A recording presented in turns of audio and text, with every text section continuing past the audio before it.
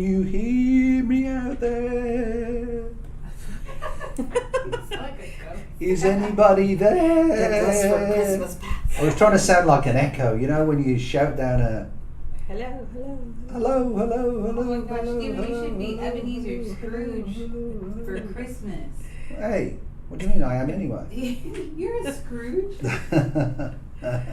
Is anybody there? Please like and subscribe. Okay, you're up on the screen now. Are you ready? Did somebody have too much caffeine today? Yes, who gave him coffee? Did you have coffee today? Are we ready to go? We are. Good morning, everybody. Welcome to the Texas Real Estate Show, where everything real estate, if you want to share, subscribe, like, make your neighbor watch us, please. We want to see your chats in the comments. And, if you're an investor or a real estate agent looking to get into the business, we have a program for you, and we would like to help you get into the business and be most of all successful in the business, whether you're an investor, whether you are an agent, or, if you're a loan officer trying to get into the business, you can always contact Laura as well. But if you're looking for lending, we can help you with that as well. So first of all, I would like to introduce my mega star this morning. It's Laura Zanika. How you doing, Laura? Oh, hi. You had a good week? Yes. You've had a very good week. I had a very good week. Yes. You I got wrote some. rid of the flu. Oh, how about all these loans you've been writing? Yeah, I've been giving out approvals and getting a lot of contracts lately, so that's a blessing. That is, and they've Keep dropped them coming. interest rates a little bit, haven't they? Interest rates have dropped compared from last week. They have dropped this week quite a bit. So, And I think they'll drop a little bit, to be perfectly honest. if you haven't locked, please make sure you lock. Take advantage of that. And by that you mean the interest rate, not your front doors. Right. Yeah. Well, your front doors as well, but maybe depends where you live. Depends where you live. Yeah. So first of all, this morning, it's something that Kay, who sits on the magic desk, brought up this morning, and it's Meet the Texas Startup aiming to solve the U.S. housing crisis. Mm-hmm. So if you could bring that up, Kay, and tell us what this is all about.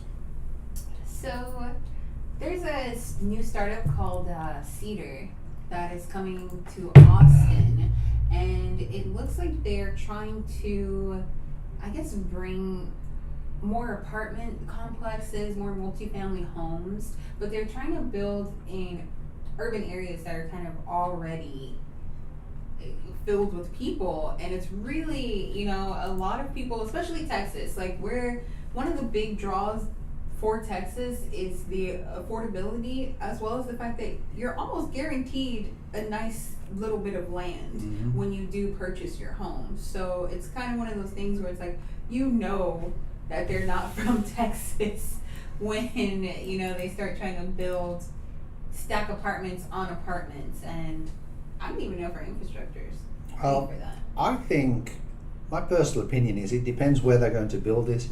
If they're going to build these apartments downtown, I think that's one type of life that some people like, with the little coffee bars outside and the bakeries and, the nice restaurants and maybe a little bit of nightlife.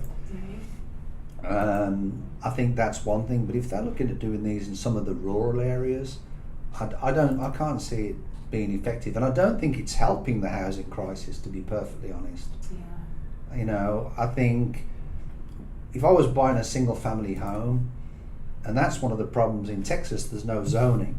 So if I'm buying a single family home to live in, I do not want it to be,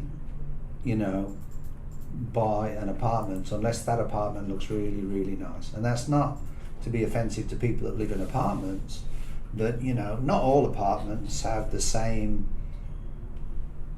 level of care, if you want to, and we've got an example of that, haven't we? Yeah, we do. And also, I just wanted to bring up in the article, someone even kind of said that it's a bold opinion or a bold position that not everyone will agree with. Many in the U.S. do not accept that increasing population density in urban areas is the right way to tackle housing shortages. Others are pushing for fundamental reform. You know, they called for the launch of a national commission on the housing crisis, and as well as greater support for first-time home buyers and But you know, tighter regulation of property investment. Right. One of the things to me with something like this is, and it says it in the line, meet the startup aiming to solve that US housing crisis. Cedar has raised $3 million. All that's doing is putting money in corporations' pockets. It's not putting money in the middle class, and it's not putting money in Americans' pockets. Exactly. By owning property and living the American dream. Mm-hmm. And that's what I don't think. It's nice for these young guys to come in and, you know, and think that I don't think they're solving a problem. In many ways, I think they're actually making it worse. Yeah, it's funny that you say that, because farther into the article it says Cedar's investors are excited about what the company can bring to this debate. Which So is a the return on investors- investment, but it's not. But everybody that lives there, I mean, wouldn't it be? I've always said endless amount of times on this podcast that what needs to happen is, yes, we've got FHA financing, but we need to come up with some sort of program because of the cost of the house, where middle class Americans and people, I'll be honest, I think, you know, where people can actually buy houses, whether they rent half of a house and they buy half a house like they do in certain parts of Europe, and that would allow them to get the first step on the ladder, because it's like having a business. It's like, you know, it's like even real estate investing. My first house and my first investment was the hardest part of the equation. Mm-hmm. Sorry about that, guys. But, you know, and so buying my first house was the hardest thing. I paid 18.9% interest back in 1997. I understand. You know, I was new to the country, didn't have much credit, and they hammered me for it. But saying that, the cost of the houses were a lot less. I paid $97,500. Then when I refinanced the house back in 2005, I managed to refinance it and get it down to 10%. And then gradually I paid off the principal. And that's sort of, you know, what you've got to learn about the business. Mm-hmm. Is it's all about opportunity when you get in and when you get out. But I don't know, what do you think, Laura? Can you see this solving the US housing problem? All I think it's doing is pushing people into apartments. I think it's pushing it into apartments, sort of like lifestyle, like upstate New York, you know. It's not like the Texas way, kind of thing, you know. That, like Kay said, everybody is kind of that comes to Texas wants to buy like a little piece of their if you remember, own, right? if you remember, one of the big things when Elon Musk moved from California to, I think it was Austin, where he bought his mega center or whatever. Mm-hmm. One of the big things that all his staff got excited about, we can afford to buy a property even at the 500,000 and 600,000, and we get a huge yard in the back that we could never afford in California. Mm-hmm. Yeah, but I don't really think this would be solving, as per se, maybe a bandage, right? Temporarily. I don't think it's even a bandage, to be perfect. What I think it is, a bandage, you know, for certain communities, because, like, for example, they started in Austin, and the cost of living in Austin, it's pretty high. To get like a nice home compared to Houston, you know, it is a big difference. Kay, you were saying? It's horrible. You might as well stay in California if you're going to move to Austin. At this point, it's so there's so many people that moved from California to Austin that are now moving to Dallas and to Houston because of the fact that Austin, it just skyrocketed, and it skyrocketed over a year and a half. It's not even. My daughter's at college at Texas State, and she lives in St. Marcos. Mm-hmm. Now, St. Marcos is not far from It's San Antonio. Yeah, 45 But minutes. do you know what? It's very cost effective in St. Marcos. Yeah, San Marcos Yes. is nice. San Antonio is nice, but If you like brown grass. in Austin. But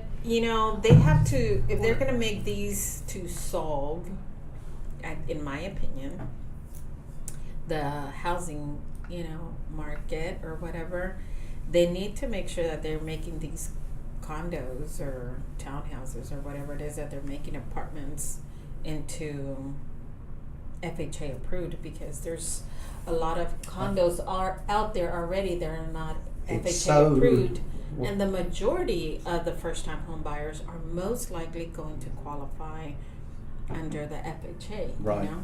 I'm talking about middle class. Do you know what the problem is? If they're keeping them in mind, then yeah, perhaps it's a good strategy. Okay. But if it's not, we manage 4 communities on the Homeowners Association. Here's the problem with getting the FHA guidelines approved for condominiums is, how is that? you've got to have 10% of your budget in reserves. In reserves. Mm-hmm. So what does that mean? Putting up HOA fees to have enough money to manage the property and put money in reserves. Mm-hmm. And then you've got to have more than 50% owners of the property. Mm-hmm. So if you're in a position where you've got more investors in a property, they don't want to put up their HOA fees. They fight everything. All right, because soon as money comes, and that's why it's so disappointing to do that. Their properties would actually be worth more if they could get it FHA approved. Mm-hmm. But they don't see that. On some of the properties we put up the HOA fees, the investors have sold the properties because it's not worth them keeping their properties. Mm-hmm. So they sold them properties, and now we're in a position where we do have condos that are at the point of getting FHA approved. For one of the properties that has 225 units that's on a golf course, we will have that property FHA approved, I reckon, by next year, because we're halfway to getting the reserves done. Meeting the goals. Yeah, and I think if there are more condos that are FHA approved, then that, like I said, that would help. That would be the first step for people. It's a bandage, right? It doesn't mean that it's going to solve everybody's problem, but it's a bandage at least for the middle class to, or the young graduates from college that are planning to buy their own space. Mm-hmm. And I agree with that. It's a startup. I do. I think the condos are a much better, But is it ideal for Texas to have all these condos and high rise? Well, is it better? Okay, is it better for apartments? I mean, it's not. You don't own nothing in an apartment, right? It's not ideal. If somebody buys a condo, at least they own the condo. Mm-hmm. If somebody leases an apartment, they're paying 100% mortgage, because that's what you do when you lease. You're paying 100% mortgage on a property, right?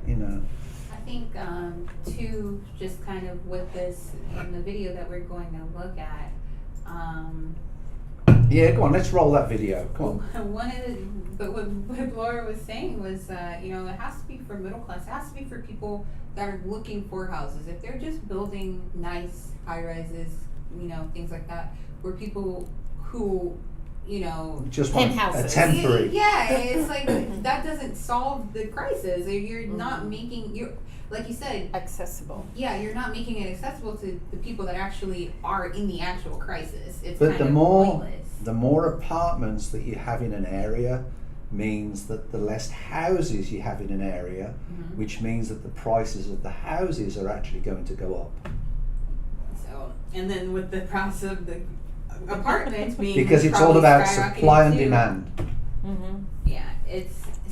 Yeah, the video that I have. I really, yeah. We've got a video about somebody that's building an apartment, and it's just in real. But I think the answer is twofold in the States. One is we need a program that's a bit more supportive of middle class Americans that help people buy their first house. I don't necessarily believe in down payment assistance. I don't believe in that. But I do believe in something where maybe they buy half and they rent half, because if people have got some skin in the game, that will help them take care of the property and do all the other good stuff. and then gradually as they own more, then they can buy more into that property. Go on, roll the video then for this apartment that you found.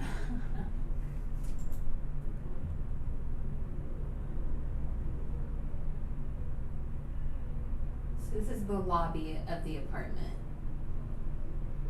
And this is a relatively, have they moved in? No, they are shown, you're getting shown the apartment. So this is the viewing of the place. And this is what they're showing. They didn't clean the apartment, you know, or anything. They're trying to see if they can rent it, like if they like it enough to rent it. Which is outrageous. And what part of the country is this? I think this is in Ohio.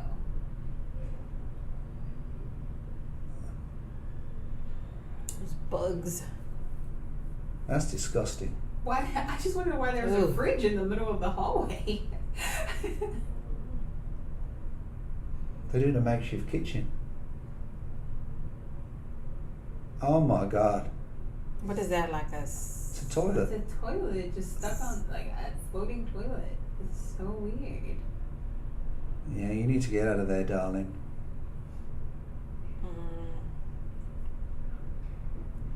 Be interesting to see how that was marketed. Right. I want to find the actual listing of it, but I think that this is crazy. Even to see this, you know, this is...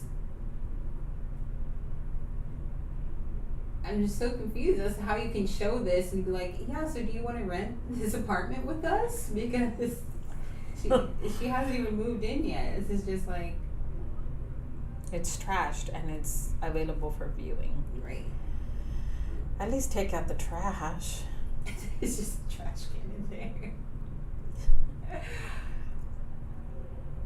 Yeah, so one of the big things that this company that we were talking about is saying that they think that the problem with the housing market is that it takes too long for housing to develop. But as you see here, if you just set, you know, you create a house, I understand wanting to have a dream house built, you know, as soon as possible, but if you're putting together, you know, houses with just sticks in the bare minimum, this is what you're going to get. So it's one of those things where it's like, I don't know, I think it's interesting that they said that they're going to fix it. Now this one is like a normal one, but it's still A bit nasty. Yeah, it's kind of gross. Even after And everything is outdated. And after seeing the first one, I don't think I would want to live in this complex either way.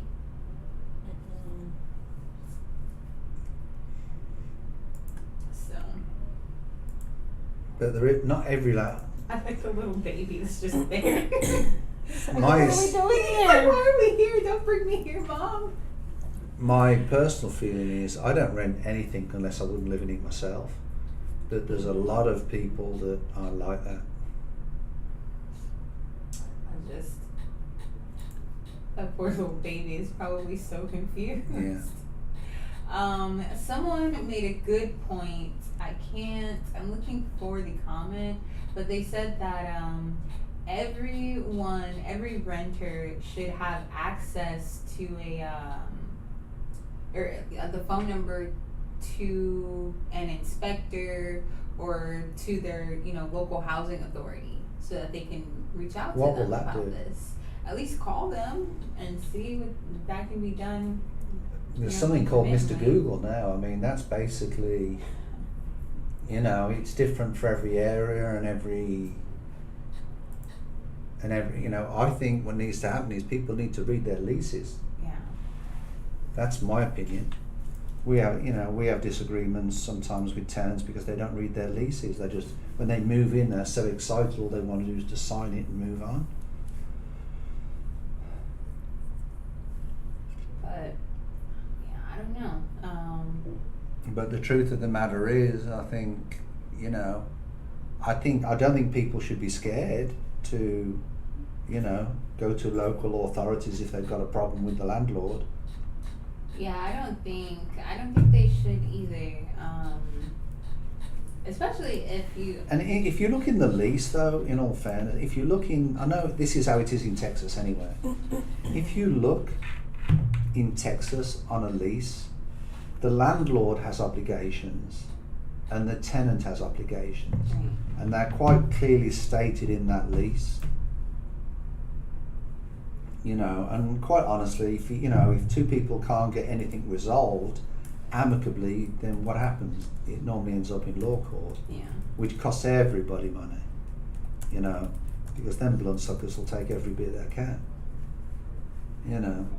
But the truth of the matter is, it's always better if you can, you know,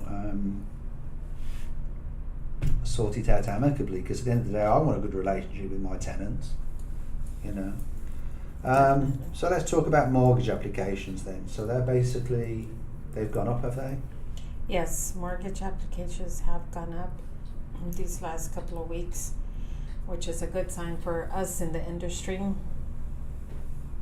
And also along with that, we have seen an improvement about 1/4 of a point on interest rates. So that's another brownie point in there for all the, So buyers. let me ask you the golden. Buyers and investors. Let me ask you Mm-hmm. a question. I've got a house that I'm currently rehabbing. Mm-hmm. We're putting literally about $80,000 into the house, which is a little bit over budget, but we're doing it. Mm-hmm. We're putting in new roof. Actually, the new roof starts today. We're putting in new windows, new fence around the property. We're restyling the kitchen, putting in new kitchen cabinets. Everything's going to be new. All right? It's basically the frame of the house that we've done. We've gutted everything. All right? Mm-hmm. Do you think I'm better? I think it's valued, me personally, around maybe $320, $350. All right? And I don't mind giving a little bit back to the buyer to buy the property. Okay. Am I better off giving him money for his closing costs, or am I giving him money so he can do buy down points, which will reduce his mortgage? Well, when you're buying down, let's say when you're doing, there's different programs, right? So if you're doing a buy down, you're actually, contributing to these buyers' interest rate for a year, 2 years, 3 years, right? Now, depending on the buyer, buying points ideally in this market, I personally wouldn't recommend it. You wouldn't? No, because you're not going to make up that money if the interest rates dropped a point next year, right? Mm-hmm. So it doesn't make sense spend $4,000 or $6,000 when interest rates are, let's say, if they drop next year, right? You have wasted your money because you're not going to recover that money. Mm-hmm. So that's why I wouldn't suggest buying points. But for example, if the buyer's in a situation where the DTI is really close and there's a lot of variables that you're trying to save the deal, well then that might be an ideal situation. I'm just trying to make the property more affordable for people. I think if you're trying, a great marketing technique, would be ask for the full asking price, in my opinion, and then just suggest or make a comment there, in the background settings that y'all have, willing to contribute 2% or something, Mm-hmm. and then that could be a faster sell in this market than other properties. Yeah, which I'm willing to do, in all fair. I'm willing to look at that. Because sometimes whenever you get, you put that out there, you get more people that that are interested in that because property. what we're doing is we're trying to make the property more marketable and more attractive for people and add value. Mm-hmm. And we've got a company called Window World who do great windows coming in. I actually got my windows from them. I think they're a great company. Mm-hmm. Lifetime warranty. We've got a 2-year warranty on the roof. We've got a 1-year warranty on the fence. That's just labour on the roof and the roof. And then we're going to put brand new kitchen in, stainless steel appliances. I mean, it'll be a beautiful property when it's done. All my agents are bugging me and saying, "Come on, when can we see the house?" Oh, let the contractors take it first. They're doing it. They're taking care of it. So are you putting a gas Oh, unit. here we go. Here we go. I had to ask. Okay. Gosh. Just so Or electrical. everybody knows, What's your choice? there's a big discussion going on at the moment. Let's see if we can find the article. Have you got the article? Or? I think I have it. No, I don't have the article, but it's just my curiosity because everybody that is buying a house nowadays seems to ask that question: are they going to leave the gas In stove? just to let you know, in some states, what they're trying to do is to do away with gas ovens. All right, and they are trying to, because they consider them, is it a fire hazard? A fire hazard. So in some states, what they're trying to do is to do away with gas ovens. Now, my wife, I'm not being racialist when I say this, but she's Asian, and I will tell you that when we remodeled our kitchen and it was an electric oven, she would not listen. She had to have, like I told you this yesterday, a 5-ring gas because she likes to cook. Okay. All right, and she had to have that 5-ring gas oven, and it had to go in this place. Now, what I can't understand is people putting gas ovens on an island in a kitchen. To me, that's dangerous. Dangerous. Okay. Because you can come at it from all angles. But at least if you've got your gas oven The unit. against a wall, you know, with an extractor fan and everything else that goes with it, then I think that's safer in the event of a fire. You know, I mean, we actually have a fire extinguisher not far away, but you know, the truth of them, well, that's because me and my English breakfasts at times they go a bit too far. But I mean, you know, the truth of the matter is, I want to watch my football. Sometimes I burn my breakfast, but we won't go into that. Yeah, the sausages get a bit too well done. So, your household is a big fan of gas. Wouldn't be Gas without range. it. So would I. The only thing that I think would ever come close to gas is barbecue. But barbecue is completely different flavour, and You know, we don't have cold winters here, so the only way we to do. make not that Yes, we do. not that cold. They last for 2 weeks. But I use, you know, whenever I don't want to turn on, you know, my fire pit outside, I actually make my s'mores in my gas stove. So if I would have an electric one, I wouldn't be able to make my s'mores inside. That is true. So, I mean, I'm just saying. So you're putting gas? Is that the answer? We will do, yes. See, that's going to make it marketable, in my opinion. We are. But in a lot of properties that we lease, we put electric in. Do you know why? Why is that? Less chance of them burning down. So it is a safety hazard as You a know. landowner, Well, it reduces my insurance on each unit as well. as a landlord. Okay. So sorry, Kay. I know you stay in one of our units. Would you rather have gas or electric? I'd rather have gas, but it's okay. I won't burn I've anything never heard down. anybody say that before. I'd rather have gas. You know, when I sold my home, and I really wanted, you know, we were expanding, so I really wanted to take the time to find our next home. So I decided to live temporarily in an apartment, which was a bad idea. Now, why was it a bad idea? We just spoke about this. Why was living in an apartment a bad idea? Okay, as a Texan and growing up, we've always lived in a house, growing up as a child. When I got married and moved out and we bought our house, we've always lived in a house. So I am a homeowner since I was 21. So for me, going from land and my own space, my own parking lot,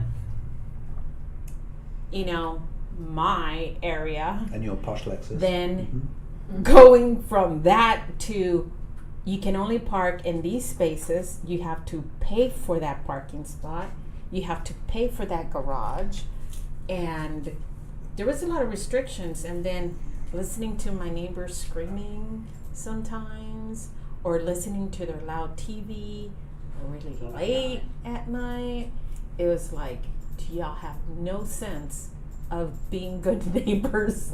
So to me, it was very hard those 6 months that I was living in an apartment, because I was like, There's one thing that an apartment has over a condo. Leave.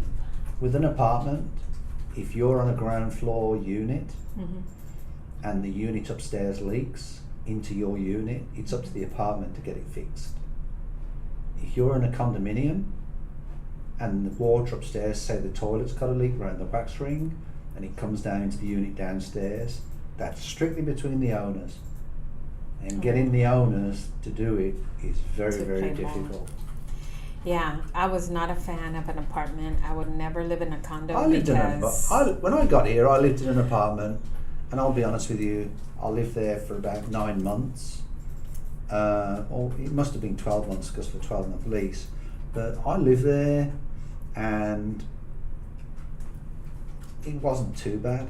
You know, I didn't really speak to anybody because I was working all the time. But you know, I'll be honest with you, I used to walk to work, which was about 4 miles in the morning, and then 4 miles back at night. And I used to wait at the ice rink for me to walk back, because then the temperature's gone down a bit. You know, I mean, I did like that. You know, I had like a lot of amenities in the facility. Yeah, the pool was nice. And I had we had our own gym. We had. You lived in a posh place. We lived in a really nice place, and the kids, felt really safe. There was a lot of security, everything like that. But it's not the same as having your own standalone home, I guess. That's what I really miss. But then you've got all the standalone responsibilities. You know what? I'd rather cut my yard and have that space than not have a yard. I'd rather pay a lawn guy to cut it. It's too hot for me, especially as you get older. It really is. Yeah. So let's talk about mortgage giant Mr. Cooper, who I'd never heard of before this morning, using alternative payment options after a hack. Is that correct? Yeah, that's what popped in this mortgage giant news. Mr. Cooper using alternative payment options after cyber attack. Texas-based mortgage giant Mr. Cooper is offering customers alternative ways of paying off loans after a cyber attack on October 31st. How big are the company? Are they a really big company? 4.3 million customers. That isn't. How big is that? That isn't a bad little company. It's not too big, not too. Are they just a servicer, or are they? It's a mortgage service company. It's one of the largest in the U.S. Are they as big as Wells Fargo? That's a good question. Because Wells I'm not sure. Because Wells Fargo do a lot of servicing. Every loan I refinance with ends up getting transferred to your favorites. My favorite company, Wells Fargo, which I don't really. So why I haven't really experienced it. Offering this though? Is it like because their customers' information got hacked, so they're like, hey, they're trying to appease them, or? Well, they had to shut down their entire system because they got hacked. So it created a problem with people couldn't pay their mortgage. Well, can you change mortgage companies once you purchase a house, Laura? Are you can you change? If you refinance. Okay, so they would have to refinance. But this is the problem, all right? You refinance the house with Laura Incorporated, and then Laura Incorporated, not that she does, but she could turn around and say, well, I guess what, we got Mr. Cooper to do our servicing. You sign a little bit of paper with some people where what they will do is get different people to do their servicing. I was just saying because I think it's, I feel like the trust from their customers probably went down, and their customers are probably freaking out, about the fact that their mortgage company got hacked. That has all of your information within their system. And it's not only Mr. Cooper, like Mr. Cooper's on there, but I actually got a letter last month that Wells Fargo got hacked, and my personal information is out there somewhere because I applied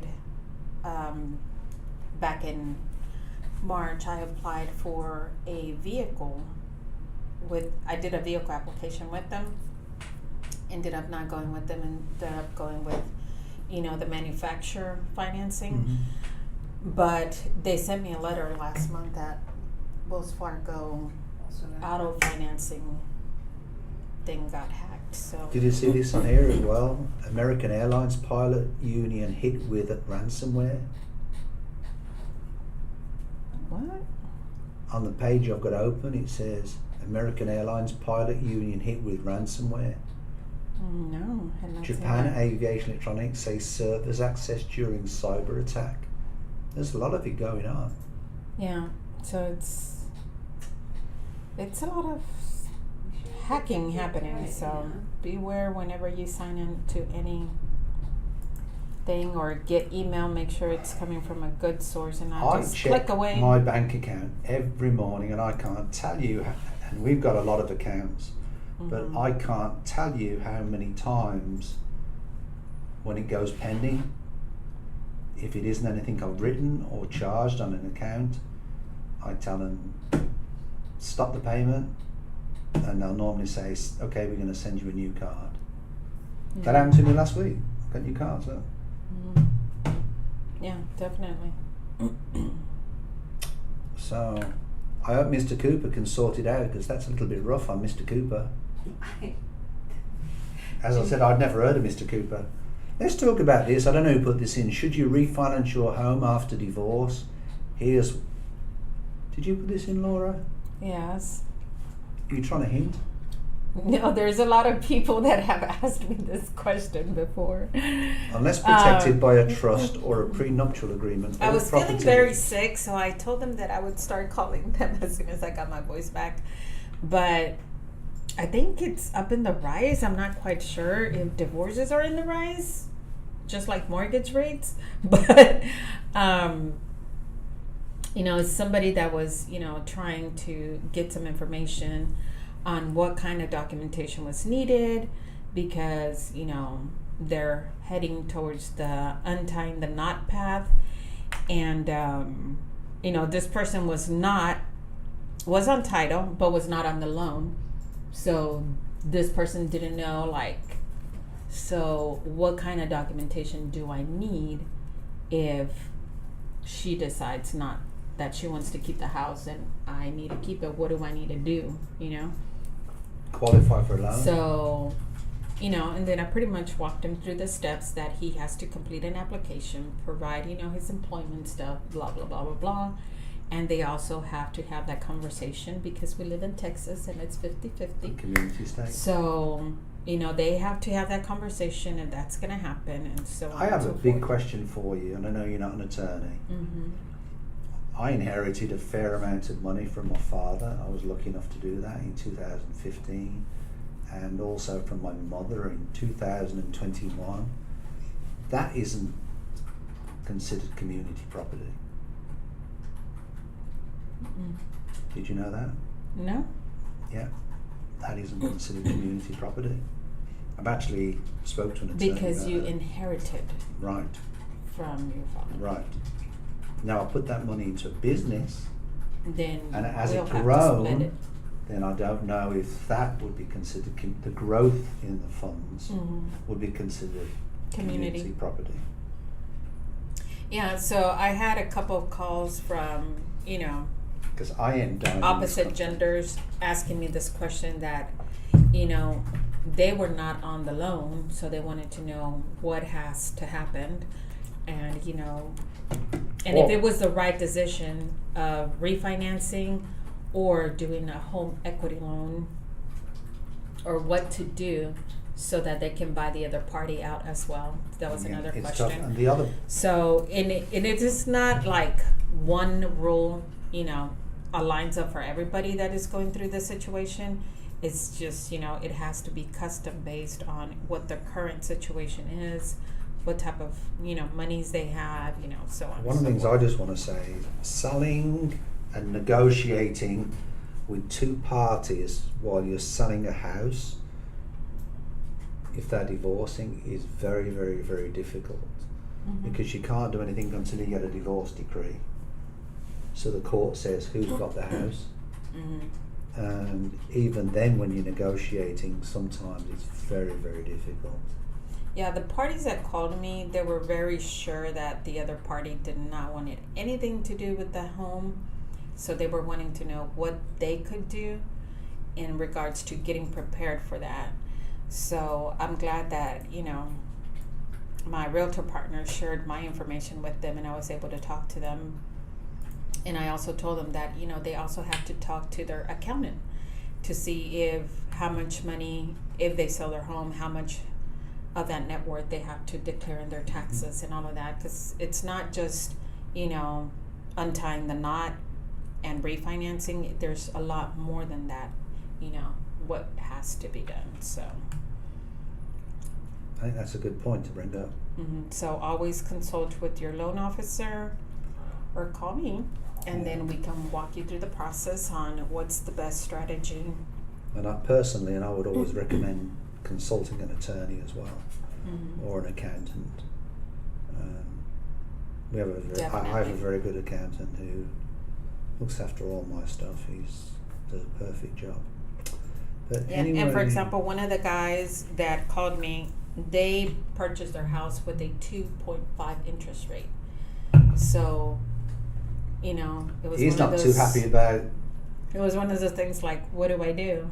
So do a wrap. Let's not talk about wraps. But, it's always good to get financial advice before you take that step further down the road. Yeah. Yeah. Well, perhaps we'll talk about wraps another day.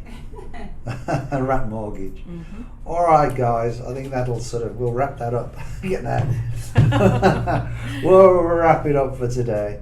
But I hope you enjoyed the Texas Real Estate Show. We look forward to seeing you all next week. It's been a pleasure as always with Laura. How do we get hold of you, Laura? At Laura Mortgage Boss in social media, or Laura at lspmortgage.com. You're the mortgage boss? Laura Mortgage Boss. You're the mortgage boss of Texas? Now that explains so much, because she's always beating me up. No, not literally. I feel like a beaten up child at times. No, I'm sorry if I made you feel that way. And thank you for Kay, who's working the buttons in the background. We want to thank her for everything and preparing the show. So until next week, we will be signing off. Please don't forget to like and subscribe. Turn on notifications. If you have any questions at all, please put them in the chat. We'd love to hear from you. The more engagement we get, please like, subscribe and share. We would like to, as I said, we would like to hear from everybody. Until then, have a good week. Stay healthy, stay safe. Peace.